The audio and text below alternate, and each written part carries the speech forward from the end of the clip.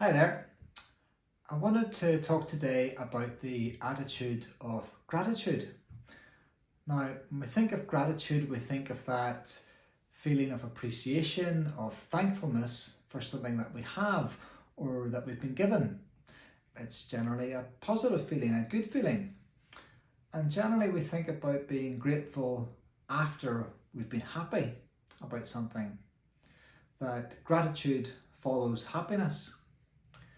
But what if I suggested to you that it could be the other way around?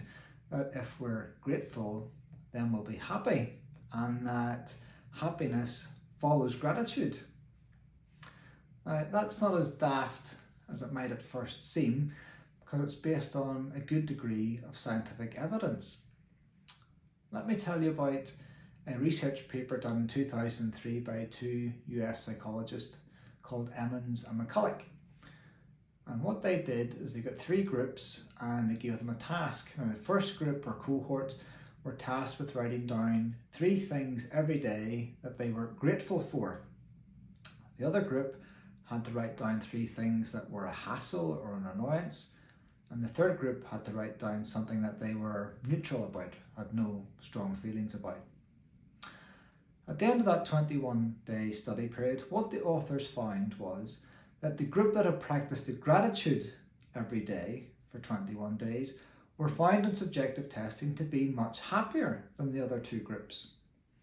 But more than that, they were found to be more content, more optimistic, and displaying more positive behaviours. And furthermore, were found to have fewer stress-related symptoms like headache, indigestion, chest pain, and so forth. Now, to me, that seems like a pretty darn good return on a fairly short-term, minimal intervention. It's no surprise, I guess, then, that there's been numerous work done since then that confirms this power of gratitude to be really positive for a sense of contentment and happiness. So what's actually going on in our mind and our brains with this practice of gratitude? Well, I guess the first thing we need to understand is that our brain, our mind, is not fixed, it's not rigid like a stone, it's more able to be molded like plastic. And the things that you pay attention to over time will be the things that you notice more. Let me give you an example. Last time you bought a car, you maybe did a lot of research into that particular car, you found out everything about it, looked at various examples of it and paid a lot of attention to what the detail was of that car.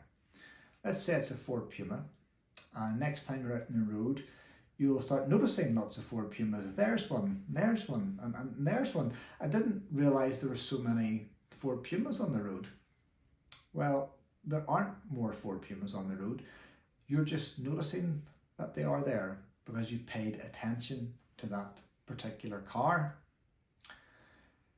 Some neuroscientists, that's the people who've got some expertise in how the mind works and functions, have suggested that this practice of gratitude can elevate the levels of some important chemicals in the brain which are involved with transmission in the brain, specifically dopamine and serotonin. And they're the chemicals that are associated with feelings of happiness, of reward, and of contentment. They're also incidentally the same chemicals that are elevated by commonly prescribed antidepressant drugs. So in a way, this practice of gratitude can give the same benefit as an antidepressant drug, but without the inconvenience of taking tablets and all the kind of side effects that can come with that.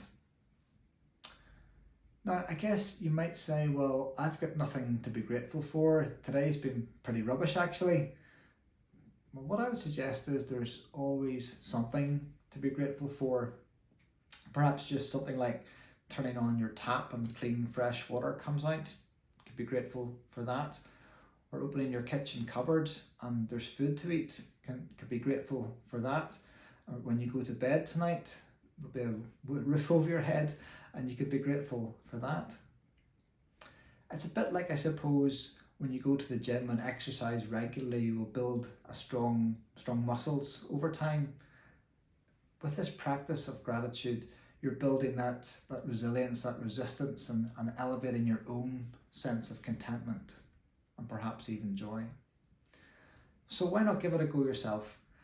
Try and develop some kind of practice of gratitude. There's lots of examples how to do this online if you want to research that a little bit further, and just give it a go. Anyway, that's all for me for now.